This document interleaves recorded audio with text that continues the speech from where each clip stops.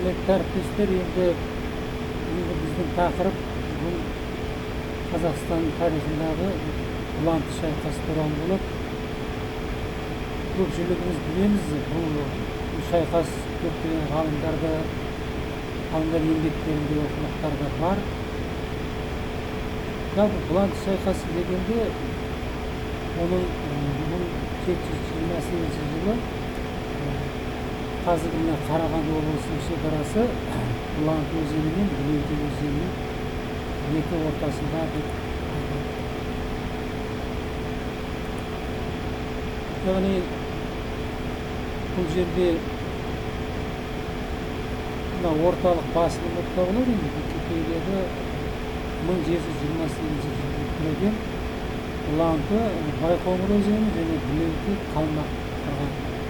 Осы екі өзеннің ортасында деп айтады. Ал енді біз бұл тақырыпты енді оқып бәріміз білеміз.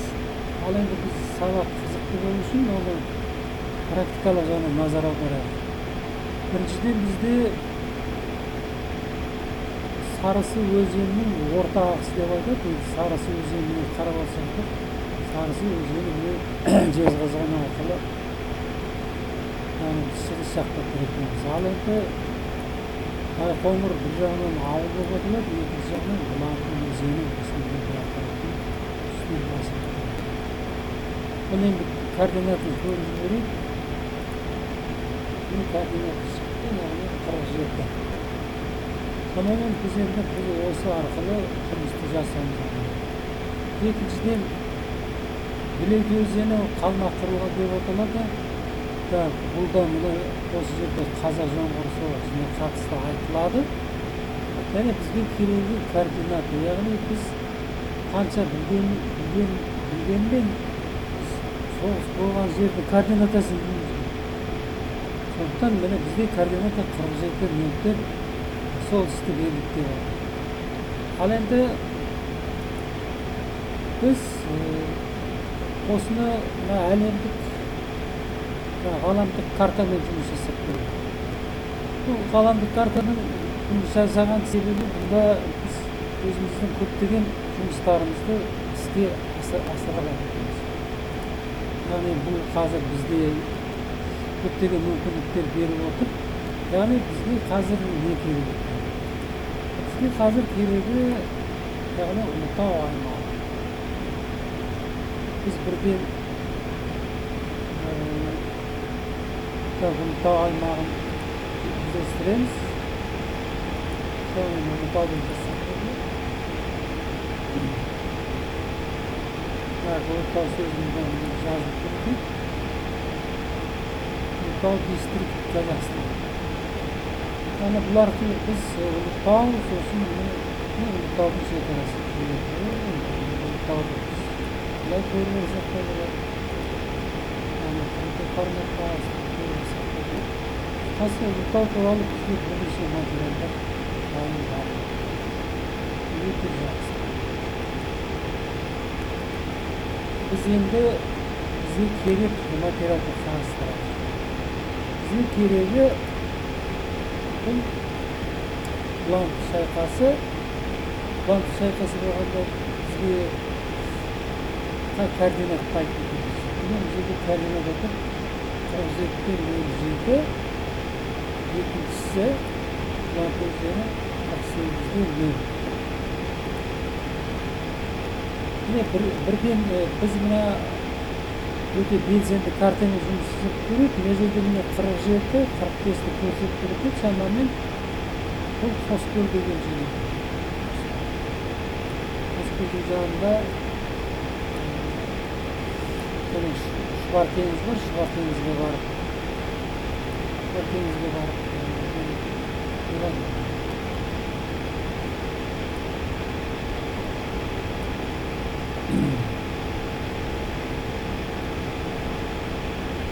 Байқоңыр ауылы. Өзіміздің картамыз дұрыс болу үшін тазалық картаны жұмыс жасап мына жерде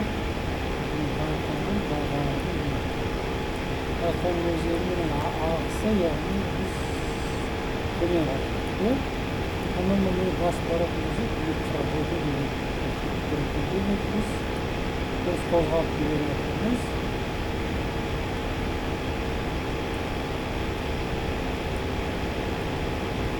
Endi o'sha shayxas bo'lgan yerga biz belgi o'rnatamiz. Bu belgi mana bittani bosgan кезде bizga belgi qoladi. Sonunda buni shayxas bo'lgan.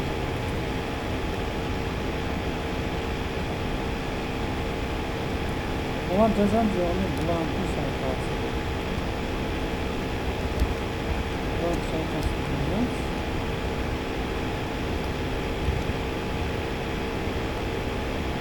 O yerde qo'shimcha materiallar qo'shiladi.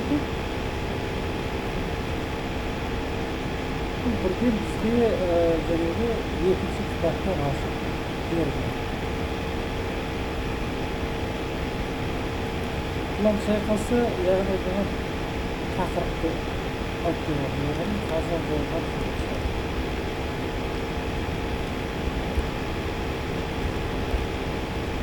hozir bo'lgan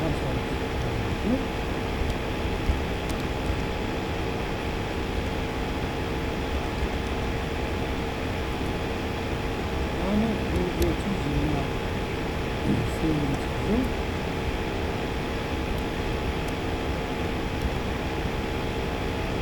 bulantını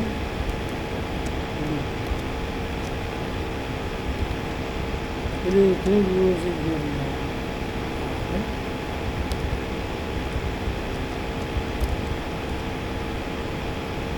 çünkü bizga bulantı turali bizga qo'shimcha materiallar so'rab qo'shimcha materiallar qanday material har xil YouTube materiallar немесе біздің өзіміздің materiallar аталып деген бұланты sayfası туралы яғни біз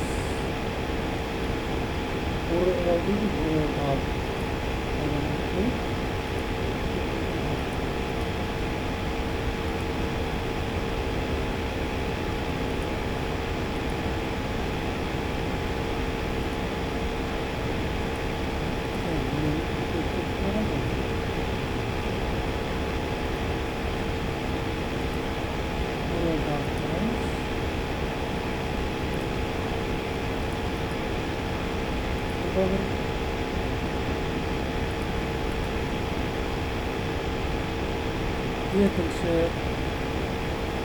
туралы енді YouTube материалы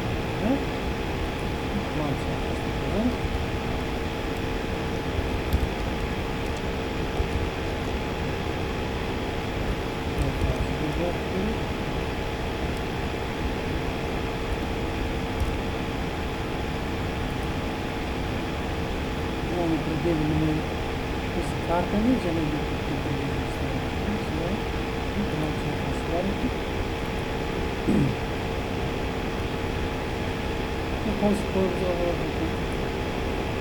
екінші біздің өзімізде басқа варианттар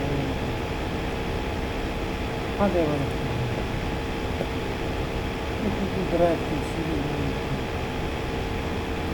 фотоларын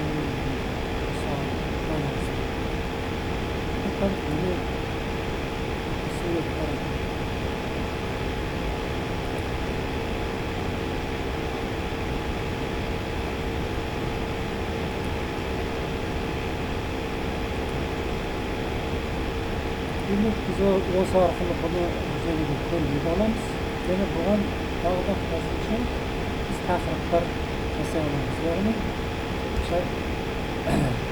шайқасқа қатысқан 17 жастағы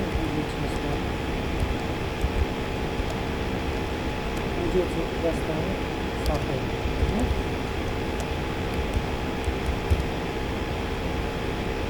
Şimdi bizim yine materiallarımız var, dahil kaldı. Yani biz eski kaşık koyuyoruz.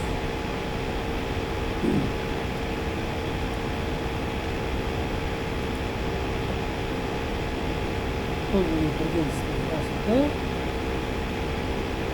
birlik bizim birleşik materiallarda қоса қарастыруға болады. және осы бұларды шайқасын нақты кәдеге қосыңыз өлшеуге бағыттаймыз. бұл бізде арнайы және біздің Google драйвтың ішінде сақталып қалған екен. Қысқасы осындай материалдар көбірек пайдалану арқылы өзіміздің жәнеге сабақтың тиімділігін арттырамыз. Енді бірінші бөлімді осымен аяқтаймыз.